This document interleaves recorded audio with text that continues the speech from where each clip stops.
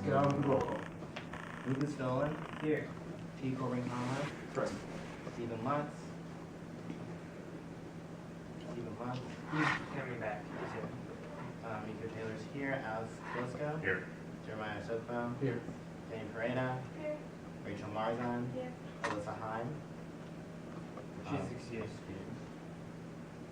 Corey Bueno. Here. Kyle Tommy. Here. Kimberly Tran. Here. Nathan Rock. He's also excused. Dan Maltram. Yep. Victoria Verassi. Here. Liz Casperson. Here. Rachel Escar. Here. La Tao. Here. Amin Amos. Here. Evelyn Chow is excused. Amani. No. Libya Otto. Here. Alex Arana. Present. Kate McAllen. Here. Colleen Shower. Here. Next up is exec board reports. First. Okay, so yesterday, a couple things I've been working on. Yesterday I met with Assistant Dean of Students Patty Klein to start setting up the HUSC scholarship. Those of you that don't know, we created something last year called the HUSC scholarship, which or HUSC scholarships actually. It would be $1,000 for one sophomore, one junior, one senior, and it's awarded for leadership and academics. The applications are going to start November 15th, and then December 15th is the deadline. But we're just in the beginning stages of setting up. Since this is the first year we're going to be doing it, we want to get it right and be prepared. And then also I've been working with different staff members on campus, trying to plan on Thursday, plan and advertise the state senator visit that's going to be happening next week, and Tracy's going to tell us more about that in a few minutes. I have nothing to report, so we'll go straight to Greg Whit. I had my office hours on Friday for the first time, for the one part, and the second part, there's a conference request fund that we'll have to deal with later in business. Yeah, we'll just leave the big chunk of my opinion and what I think. That's it. This is out, so it's Alright, so I have set a meeting with Alumni Relations that is job prepping for the 100th anniversary of HUSC next year. We're going to do some research as to who are some notable people that were in HUSC in the past.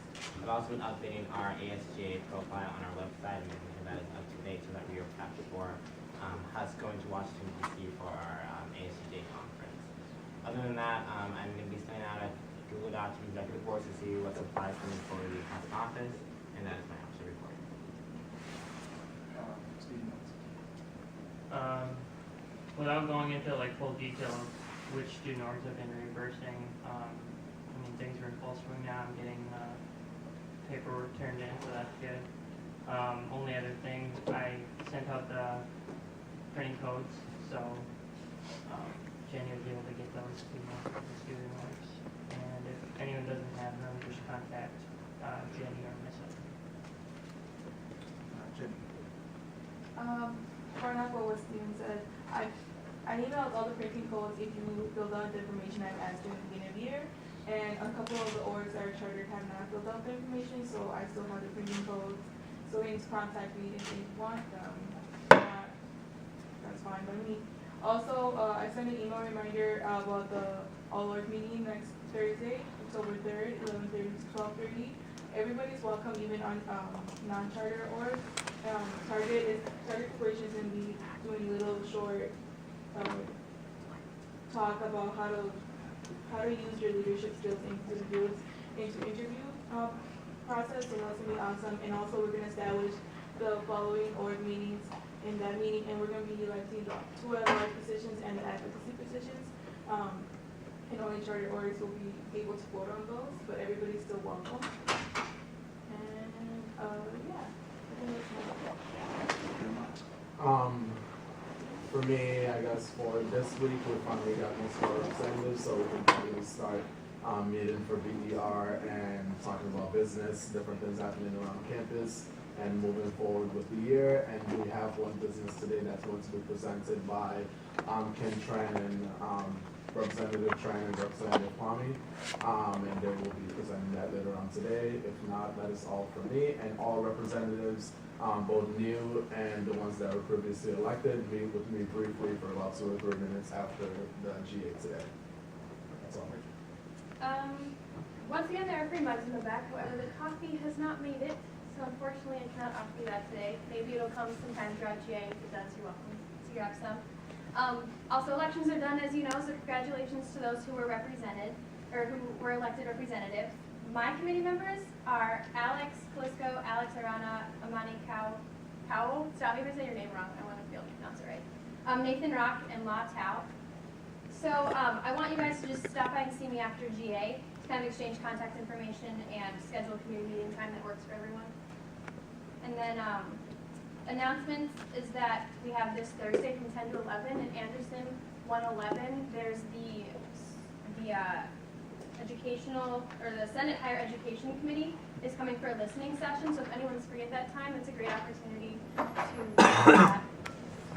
And then as far as PR stuff, I'm looking at getting name tags, shirts, banners for HUSC, and for HUSC elected officials. And we're also looking at collaborating with Programming Board for shirts, and that will come later this week. Okay, I want to stand because I don't like talking behind my back. But so a couple things. I've been working really hard on updating the website to make sure that the allocation of resources and documents actually makes sense and it looks better. So if you guys will check out the website, there's a lot more, the way that resources go out to student orgs is a lot different. So everybody should check out the website as soon as possible. There have been a lot of changes. And if you have any suggestions or you find a mistake or you want something on the website, please come and talk to me or send me an email, husctech@hamline.edu, and I'll look into it and I'll take care of it right away. Beyond that, the first Informational Technology Services Advisory Committee meeting is next Monday, which I will be attending, and I will give a even more beneficial report to the student body and to all of you beautiful people next week. Now we're at administrative reports. Wendy, Well, good morning, everyone. I hope you are having a great week. Next week is homecoming week, and so there will be an email that goes out to all undergraduate students later this week outlining all of the activities that are happening on campus during homecoming week, including the unveiling of the new Piper. So definitely keep your eyes on that. And then also, if you are a member of a student organization, all student organizations have to submit a registration renewal form to my office by Monday, September 30th. That was given out to all of the student orgs at the all-org meeting, all student organization leader workshop that happened earlier this semester. It's due on Monday. I sent another copy out to everybody, so make sure your organizations are getting that time in. You know, I don't think I have much to share today. I think I've had a few organizations visit with me concerning the pending travel policy, and if organizations still have questions about that, please stop by our office and we'll talk about what we can do to stay within the parameters of our expectations until it comes into a finalized version that we can share here and answer questions. But are there any questions that you might have for Wendy or I from the administrative viewpoint? If not, thank you. Hi guys, my name is Tracy Peters. I'm the Director of University Events at Hamline. I know some of you, but not all of you, so it's nice to meet those of you that I haven't met. I'm going to hand out a really quick sheet for you. I'm here to talk about the Senate Higher Education Committee tour that's coming to campus on the 26th. So how many of you guys have heard about this before this morning? Yay, a good number of you, that's awesome. So this is a pretty unique opportunity for us at Hamline. Good. So you do not need to read this at all while I'm talking. It's a point of reference for you if you want to bring it with you or use it as a document to prep before the tour. So Senators Bonap and Senators Clausen are coming to campus. Miko is actually giving them a tour of campus right after the listening session. So we have good representation giving them an individual tour. They'll meet with President Hansen and Lucas and another student for about 30 campuses. around the state of Minnesota, and they've been to quite a few campuses already. What they're looking for is basically just to hear what's on your mind as college students. So this is a pretty unique opportunity to interact with some senators who have a lot of interest in higher ed. So they're on the committee, and their job is to essentially set their goals for the year, and they're using this as their way to do that. So our ability, your ability as students to inform what they work on is pretty significant in this setting. So we've put together some talking points for you. The ones that I would highlight that are probably the most important are college affordability. This is something they want to hear a lot about, and I think Hamline does a lot of work around affordability, and I think everybody sort of has a different story as to how college is affordable for them or not affordable for them. So I think they want to hear ideas on how college could be more affordable. So they want pretty concrete suggestions. And then the other one is on the back here, so ideas for job placement. We know that's something that's on everyone's mind, and I think that's something that could be have really strong impact, and Hamline does a pretty good job with. So I think using your experience at Hamline to talk about internships, your work with HUSC, and ways that you think that job placement could be more successful in the state for recent grads would be really helpful. But more than anything, they want to hear what's important to you. So if neither of those things are, then I would say talk about whatever is most relevant. We are really hoping for great attendance at this event. So we are representing Hamline and are hoping to give the senators obviously a really positive impression and a great idea of what we're all about. And you all are great representatives, and you're all very well spoken, and you also have thought about these things before, given your membership in HUSC. So we're hoping all of you can attend. It's at 10 o'clock in Anderson 111 on the 26th. I know that probably overlaps with class for some of you, so we understand if you can't come.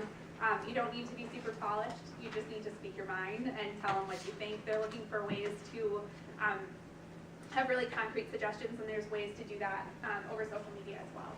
So if you can't make it, there's information on the back of this page on how you can participate in the conversation. So any questions? No? If you have friends that you think would be interested, I'm going to leave some of these with you guys. So if you have people you think would be interested in coming, please, please, please help us get the word out. We've heard from the 2 campuses that were previous to us that they had 5 students and 6 students attending. So we really have the opportunity, I think, to get a lot of people there and show them what we've got. So we're looking for probably about 30 people. So we hope you guys can attend. I'll leave these with you. I don't know where you want. Okay. Any questions, you guys, that I can answer? Alan? Not a question, but just a thought. I mean, I think Tracy has talked to us, and I think it's not about, if I'm hearing her correctly, this is really about, I challenge you to think broadly. Yeah, this is not just about a Hamline-only experience, but higher ed in the state of Minnesota. You're talking to state legislators who do fund the University of Minnesota and the MNSCU system, and rarely fund things that are relative to private colleges. So sometimes there's this real question of whether or not, what is the value of a private college education? And there's always a challenge at the state legislature when they talk about the fund that goes for students that is inclusive of private schools, about why that's important to continue to have. So think about the valuing you have about your own experience here and why they need to know why it's important that private colleges flourish.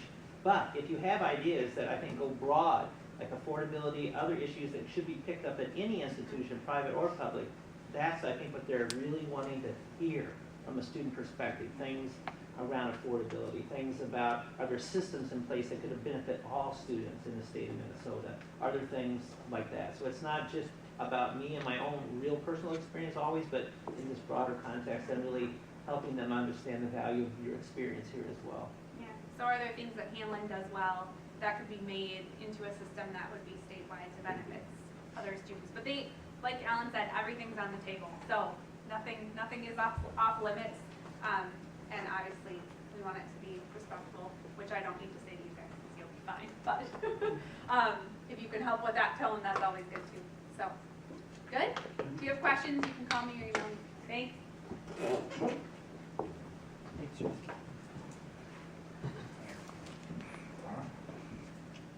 And I'd like to bring down all the new representatives, if they can be recognized. You all come back.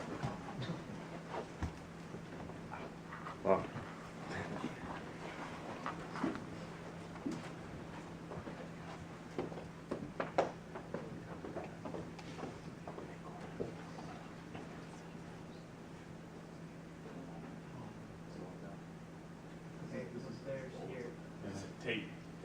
down too. Yeah. That's right. Come on. Yeah, everybody is new.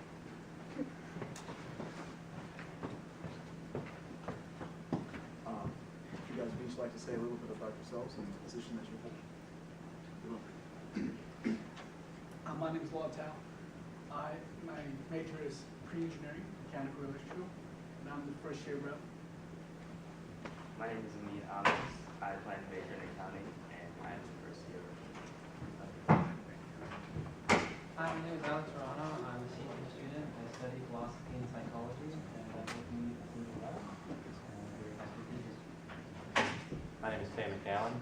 I plan to major in political science and free law, and I am the Heights representative. My name is Colin Shower. I'm not really sure of my major. I'm a first year here, and I'm representing the group. Let's give them a round of applause.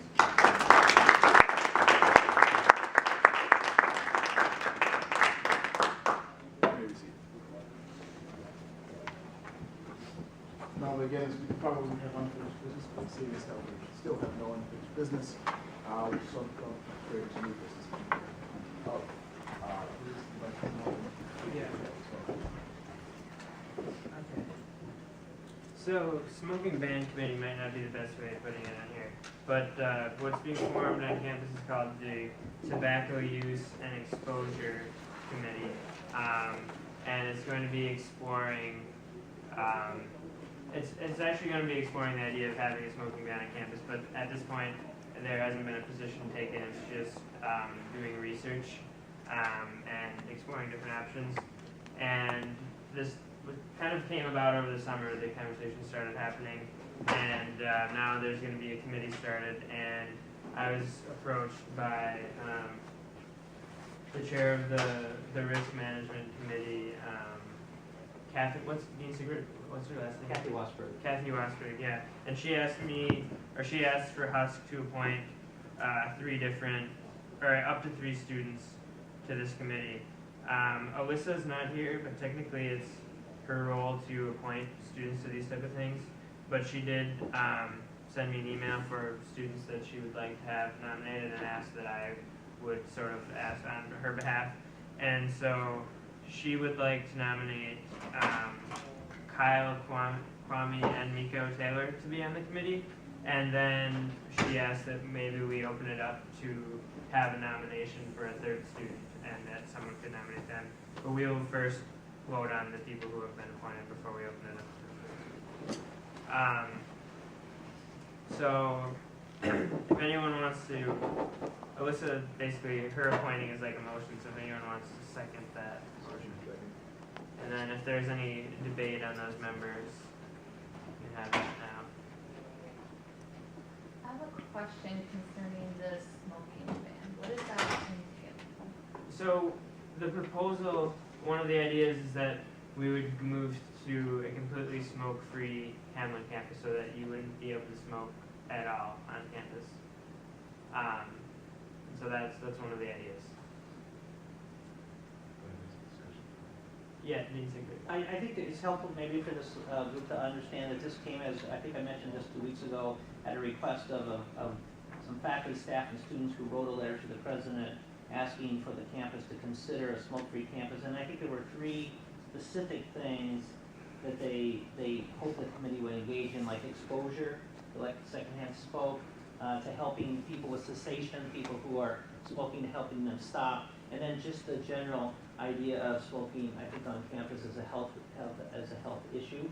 There are, I think I read 40 or 60 campuses in Minnesota that are already smoke-free.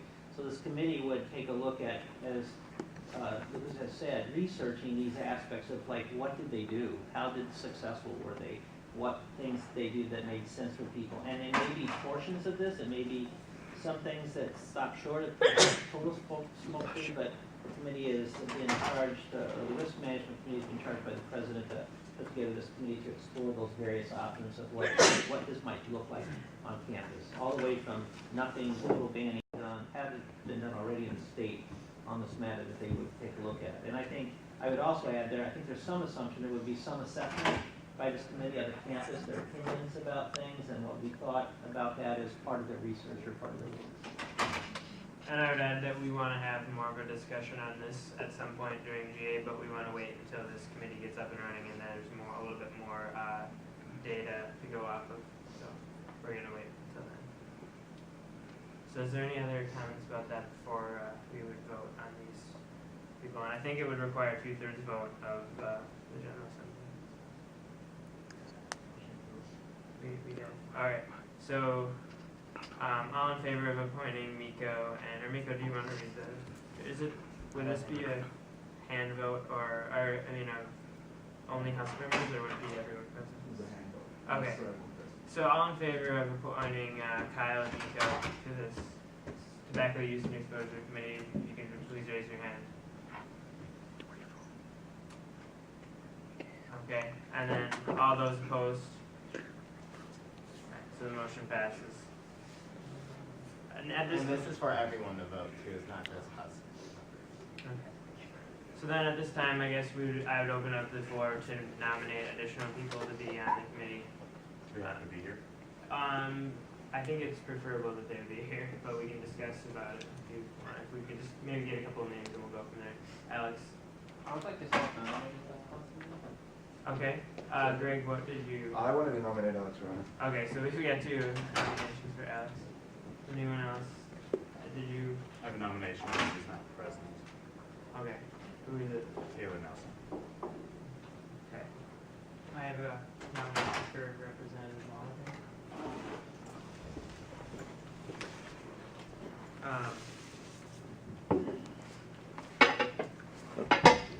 I guess we should first. I'm uncomfortable if we need this by today. I'm uncomfortable doing it with someone who's not here, and we don't even know if they would accept. So I guess Dan, would you be interested in doing it, or you are? Okay. I don't know. This isn't really mine. How do you want to handle this?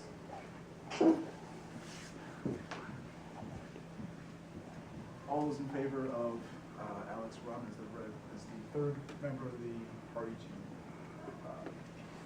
the third member of the House representative team on the smoking ban committee, please raise your hand.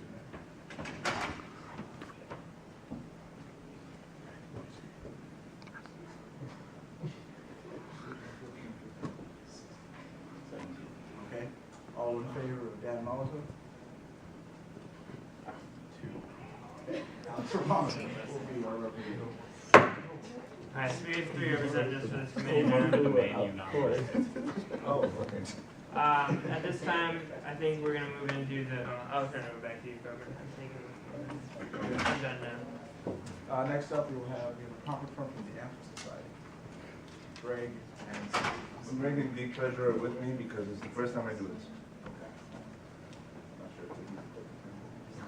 Why don't we pull it up? Yeah. Just so everyone knows, this is a bi-weekly commitment.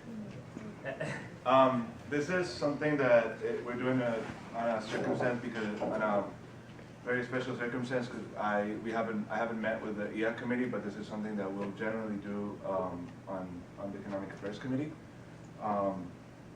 There has been a request that came in a couple of weeks ago from the Hamline University Anthropology Society, and it's a conference request fund to attend their American Anthropological Association AAA annual meeting in Chicago. And it's a request for $3,286. And you've seen it on the screen. So the breakdown costs are down there, and I think the travel expenses are very affordable. I mean, are generally okay. Can everyone see it? Yeah, okay. They're generally okay. In terms of hotels,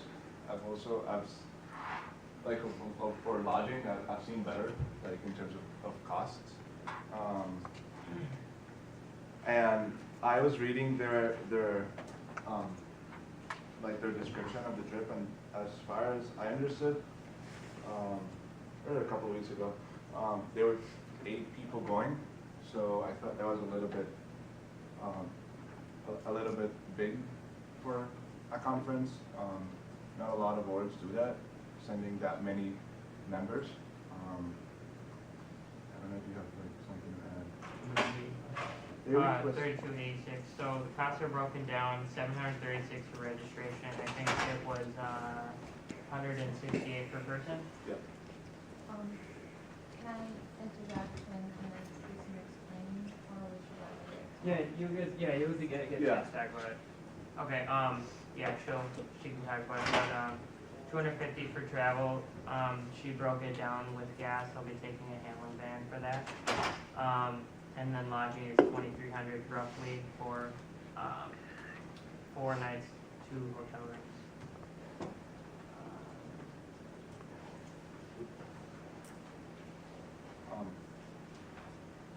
Yeah, if you wanna add something, sorry. Yeah. Should we ever come down? Yeah, she can come back. Yeah, please do. Come down there. Wherever you want, honestly.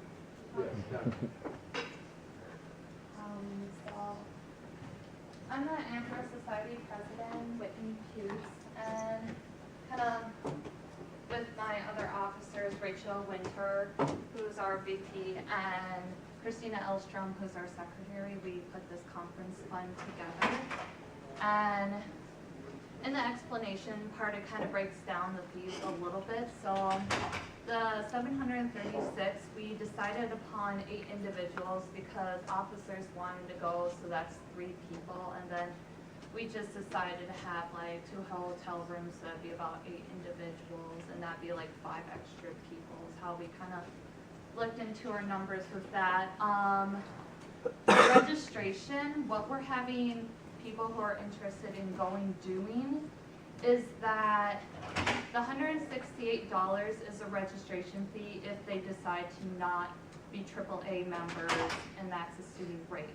What we're having them do is pay the $30 to become student AAA members, and because then the price would be $92 for each individual person, which if you even factor that up, that's still cheaper than paying $168 for being a non-member. So the $30 for each person, that's on them to become AAA members. If they decide not to, they either have the option of maybe volunteering, which is first come, first served basis on the website, and they'd have to fulfill a certain amount of hours, or else they'd be paying for the $168 themselves, is what our deal came to. Travel expenses, we just use gasbuddy.com to create an estimation and then just round it up a little bit because, you know, gas prices are up and down. And then lodging. So we looked into the Hampton Inn, which is about 0.48 miles from the conference, which is at the Chicago Hilton in downtown Chicago. And we primarily chose this because it was the cheapest in the area. They provide breakfast, and it's not too far of a walking distance from the conference. I didn't want it to be too far with having to drive in and then pay extra parking to have our car parked while we're at the conference. And also, I don't want them to walk too far in downtown Chicago. I mean, that can get a little sketchy. So it's like we wanted something in close proximity for the best price we could find there, and they offer breakfast, so that's a little less money that people are having to pay for food and that as well, and it looks like pretty good accommodations. And that, and yeah, that's kind of what we factored in. Can I ask you a question? Mm-hmm. Have you looked for funds elsewhere besides us? It's not brought to my attention that there are other funds. I mean, you could always ask for funds with the academic department, or it's something that we encourage people who apply to do. Mm-hmm.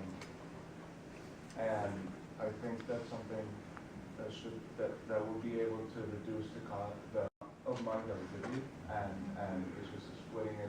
I don't know. like, are you requesting that we ask money from our anthropology department? That's an example.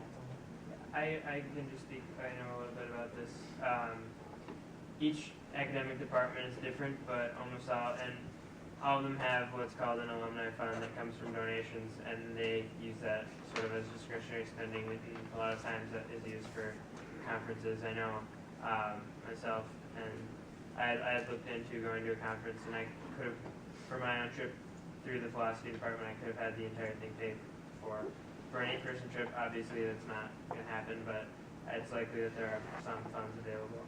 And my argument there is, like, I know the anthropology department, and we don't really have those funds. I mean, we have so much money that we put into new equipment. We so need some new equipment, and we also have the archaeology lab, which we do a lot of community work, like going to different sites, helping with. An example would be last fall there was burial mound that was disturbed up in Otter Tail, and that some construction workers decided to completely plow through and disturb the site. So we went up there to help, like, gather as many individuals that were disturbed and give them to Indian Affairs Council for them to be repatriated. And that, I mean, we do a lot of community work with that resources from our department go toward. And we also have been fortunate enough these past summers to offer, like, archaeology field school and stuff like that for individuals and that. And the AAA conference for us, we haven't gone to a conference. Last document case I've seen was about early 2000, 2002, 2003. And I feel by now it's time that we kind of go do this. I mean, it's close by Chicago. The AAAs is for all anthropologists. I mean, for anthropologists, we like to stick with our subfields of biological, archaeological, cultural, etc. And this conference includes all the subfields. So we're including all anthropologists and their subfields and interests to go then saying, hey, let's go to archaeology conference and that. And at these places too, it's a great way for networking. It's a great way to kind of, they have like a student, like sort of career development and that, and employers, stuff like that. Work with their resumes. I'm gonna have them do that and see what research is out there so they can develop their own research plans and that. I don't disagree that it'll be a great experience. Are you taking an advisor? Our advisor currently, Skip Messenger, is on medical leave, and Susan Meister is filling the position. We're having the trouble that we've been forming with Ellen for finding a faculty or staff member, because none of our professors are presenting at the AAAs, therefore they usually do not get any funds, and a lot of our professors travel a lot with their individual research and that, or go to their own conferences, so we have not found any faculty or staff member to go, and it's asking a lot for them to dish out almost $1,000 for their own hotel room, registration fee, which theirs is about over $300 and stuff like that. So I know we have other stuff to talk about, so if we wanted to like hold a little bit of discussion for the group, like questions, concerns. I would like to make a comment. I'm not an anthropology student, but from what I've heard, there is a gaining prestige and appreciation of the anthropology department at Hamline. And if it's true that Hamline hasn't made an appearance at this conference since the beginning of 2000, whatever, it sounds like this is a really important opportunity for Hamline's anthropology department to be put on the national radar.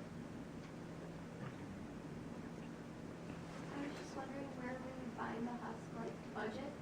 If there's somewhere that HUSC members have access just to see what it is and how much. The entire HUSC budget is on Google Docs, available to all Hamline students. It's posted on our website. So anyone can view that. I'm sorry, maybe it would be helpful to share with the group what your total budget for the year is. Sure. For this travel purpose. Corbin, do you have it on your? Well, it's 40,000. Yeah, the budget is broken down into many different restricted funds, but this specific, for this for that, we have a special for, which is $40,000 for the entire year. And so this is following that. It's 10,000 more than last year. An improvement that we've been really keen on working on, like trying to give more money to students, and we were able to put it for 10,000 more dollars.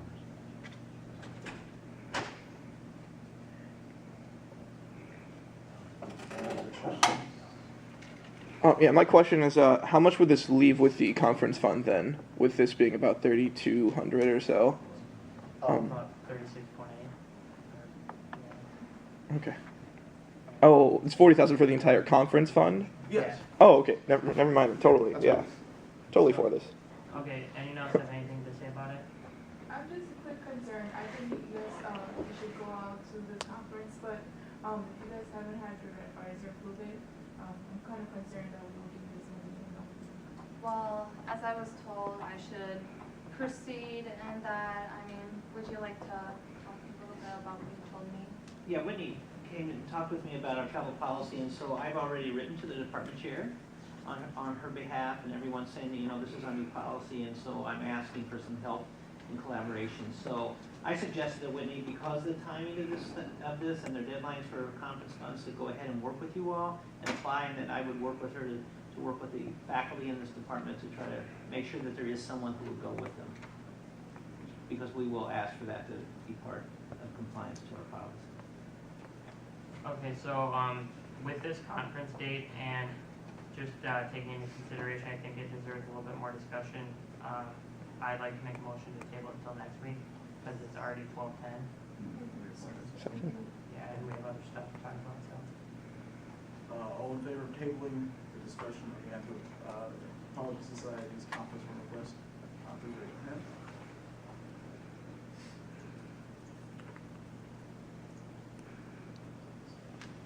All opposed?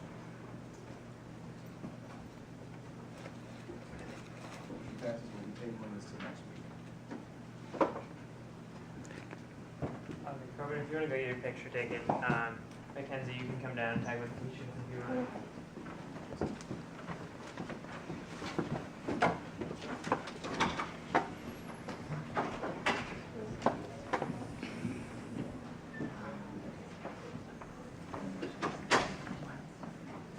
Mackenzie, what's your name?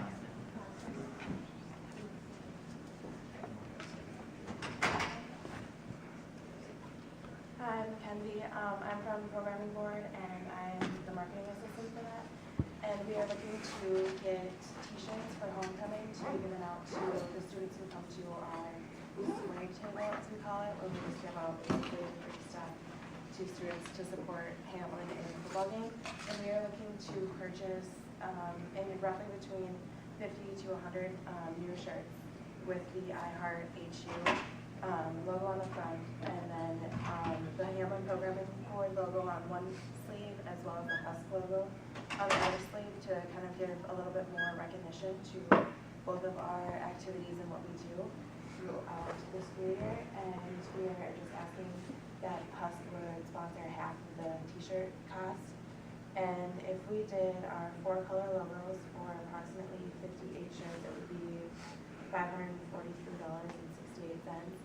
Or if we did about 108 is what they say, it would be $731.16 for the 4 colors on both of the sleeves. If we did 2 colors, it would be $621 for the 108 shirts, or $456.68 for the 58 shirts. Just to be clear, that's the total cost, right? Total cost, yeah, not the half, not split. Steven, how quickly would we be able to get this whole process taken care of? Because since it's something that wasn't budgeted for, we'd have to use like the summer contingency fund, and we only have access to that for about 6 more days. They would be purchased today.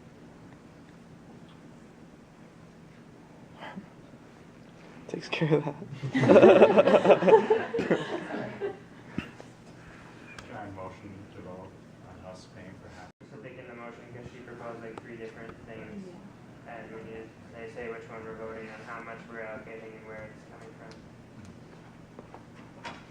So can you you read, sorry, Mackenzie, can you read over the numbers again? Yeah, so for 2 colors and the sleeves, for 58 shirts would be for $456.68, but for 108 would be $621. For 4 colors, so like your more elaborate logo, would be 58 shirts at $543.68, or 108 shirts at $731.16. Currently, we have, I believe it was 58 shirts in stock of just the I Heart HU, so no logos on them.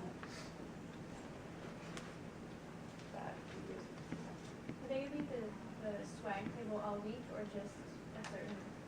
Monday for sure. If we have any leftovers, they'll be at our events. Why are there only 58? We didn't get one. What? 58. What? The 58 currently were purchased by student activities in previous years. And so the 58 that you're talking about that currently you already have are 58 that belong to the student activities office. And were paid for by the student activities office, not programming board or HUSC in previous years. Does that clarify that for you? Yeah, so we already have 58? Well, student activities has 58. And you're ordering more? More. Okay. So that's more than 58 shirts. I would like to motion in the interest of time that we vote on the price of the 2-color option for just $50. The rest will be covered by the club. Second. All in favor? Hey, people, so you know, like, if we approve this, then we can't approve any of the other options, so keep that in mind as well. Now, we can no longer approve any other options for the 2-color option. All in favor? All opposed? Okay. Okay. Then do we have any other? I'd like to make a motion to pay for equal amounts of the shirts, 4 color logos. So, to be Write down allocated bill. for the summer season. Huh? To be allocated for the summer Yes. season. Equal amount. Yeah, 108 or? For how many? 108. Second. Okay. So it's a motion to do half of both, correct? Yeah, equal. Half of the 4 colored, 108. Yep. Split even. So down to What we did, From the take it summer. from so to all in favor? All opposed? Okay, passes. Okay. Last bit of business for the day, Representative Trev, Representative Kwame, you come down and get the application. Anything specific? I was just looking at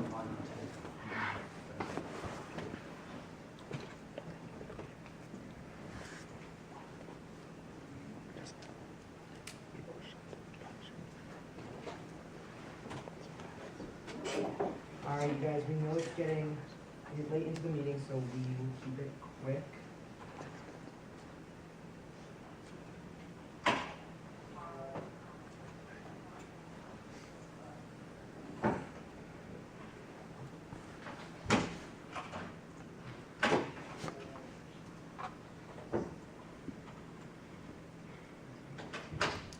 Okay, so while you're logging in, I'm just gonna say a little bit about it. This is awkward sitting now. They are going to be presenting basically a little bit about what they're thinking about so far that will be going into space. It is not a proposal for capital improvements.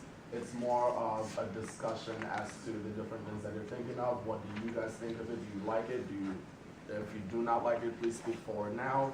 That way they know exactly what to prepare for when they're making a document for the proposal of the update of the game, basically. So that's what they're about to do today. And I know that a couple of them have also visited a few of the other different ACTC schools. For example, McAllister recently updated their game room. And I don't know exactly how much is spent on it whatsoever, but it looks a lot different than what we went through last year. So did St. Thomas and a few other different schools outside of the ACCC district. So Now we're thinking about upgrading ours since as of right now, although we recently did it last year, towards the end of the year, we still have a few updates such as furniture and a few other things that they will be presenting on today, so keep that in mind. Okay, you guys, while we're getting set up, I just thought I'd introduce myself. I am Representative Kyle Kwame. I am a sophomore year representative. Okay, and I'm Representative Kim Tran. I'm also a sophomore here. I guess if you guys don't mind this view, we're just gonna keep it that way, just for the lack of time. So we have some game room capital improvement suggestions. Jeremiah advised us, and I guess the first thing we're gonna talk about is the student body opinions that were talked about with us.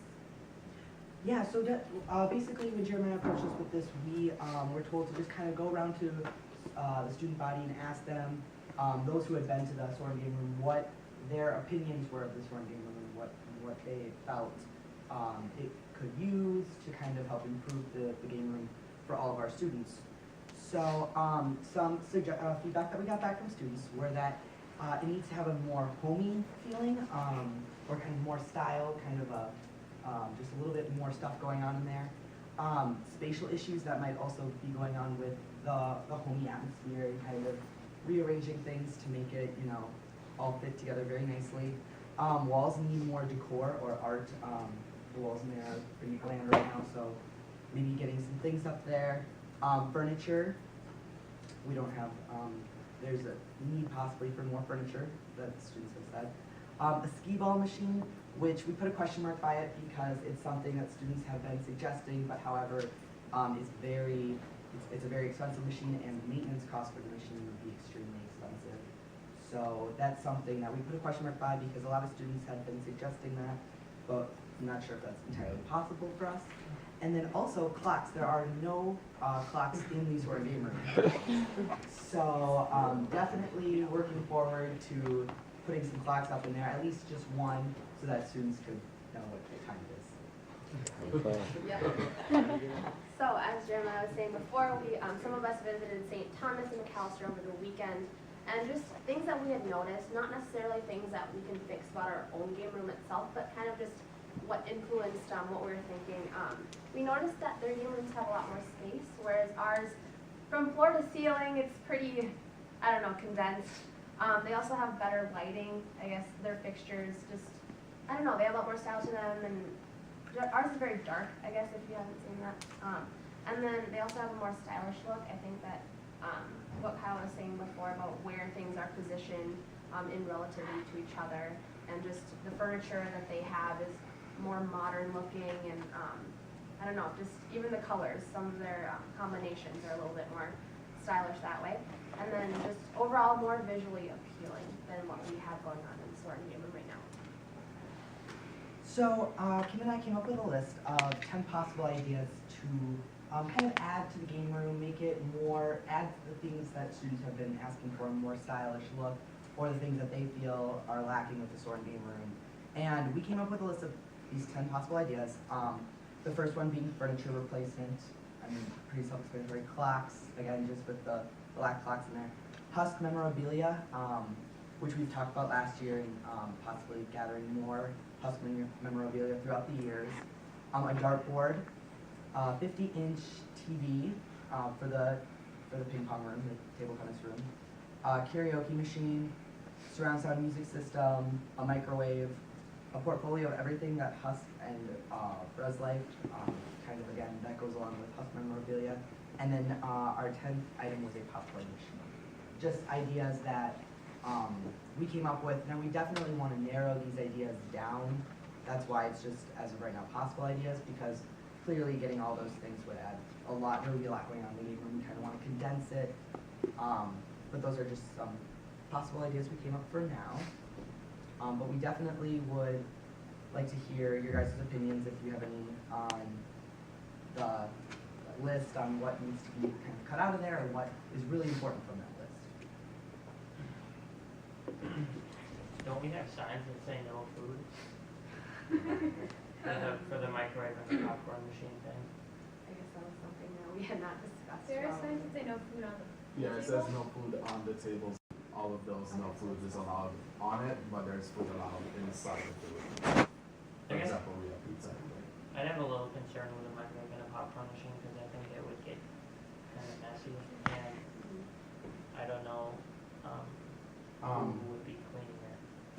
That we were thinking of, or from what they told me at least, when we visited the rest of the other schools and we asked the person that was maintaining the space, which in Hamline would be the person at the front desk of Soren desk, the information desk, they would be the ones to maintain the popcorn machine along with the microwave if we do have it in there. And we used to have a microwave in Soren lobby when there used to be a C-store there, but after the C-store moved, the microwave moved or disappeared with it. So we no longer have a microwave in there, and there is a need of that. We don't have to put the microwave inside of the space. Maybe we'll have it outside available for students. But what we noticed with the other game rooms and what we talked to the staff at the rest of the other schools was that the popcorn machine was definitely something popular that kept students coming to the room. Even though they didn't use the machines or any other different things that they had in there, they always had regular attendance because of the different things outside of the games that they had.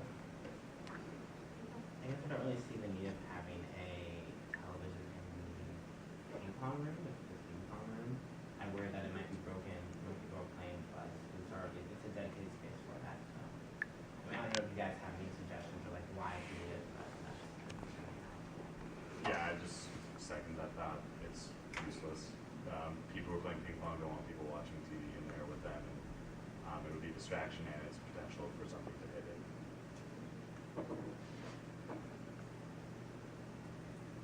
Anything else that you guys have in mind? I like the idea of supplying information about Westlife and Hamline. I think that that's one thing else to do. What would that entail exactly?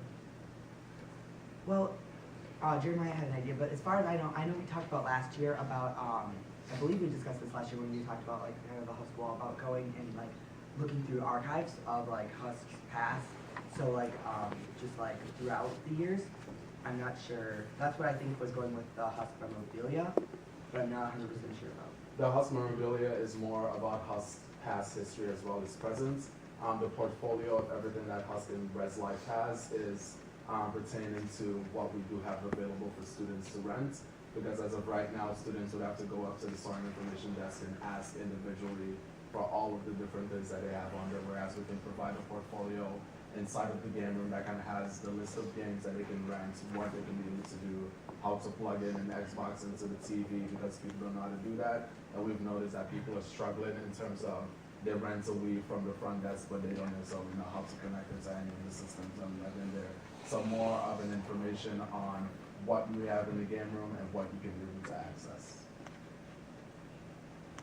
When you went to UST in McAllister, did you ask them how the attendance of these game rooms were? Like if the money they put into the game rooms was beneficial, like if they saw a substantial increase of guests using them?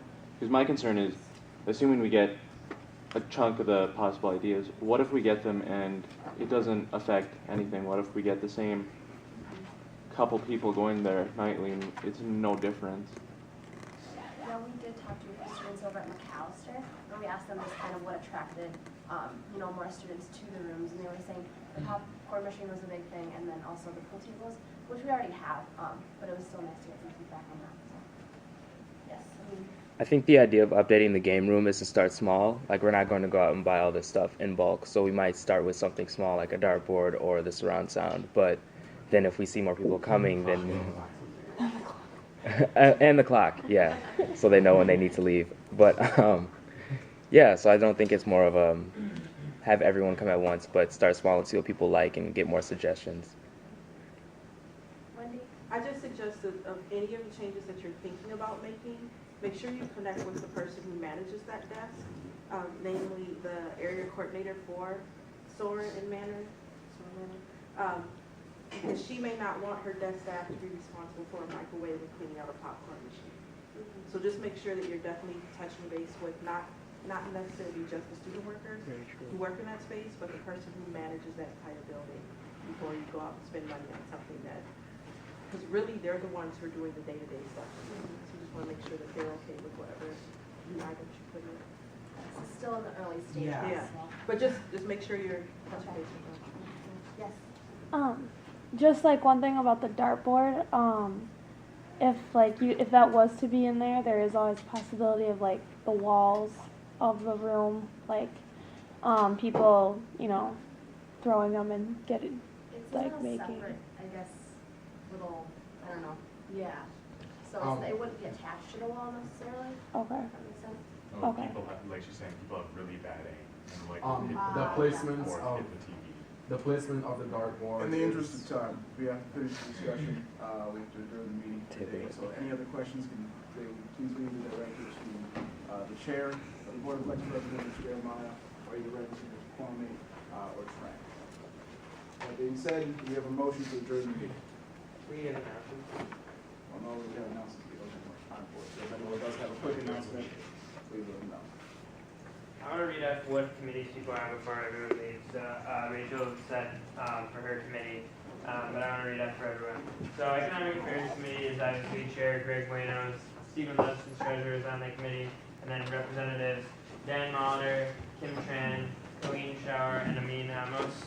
Then for Public Relations Committee, Rachel is the chair, Alex is tech coordinator is on the committee, and then Alex Arana, Amadi Kao, Nathan Rock, and La Tao. Political Affairs Committee with Alyssa, who's not here, Libby Otto, Kyle Kwame, Evelyn Picos, and Tate McAllen. And then for the Student Organization Committee with Jenny, it will be the two at-large representatives who are not elected yet, Rachel Uskard from SAC, the advocacy representative who's not elected yet, and then Victoria as a mayor representative, and Liz is our chair.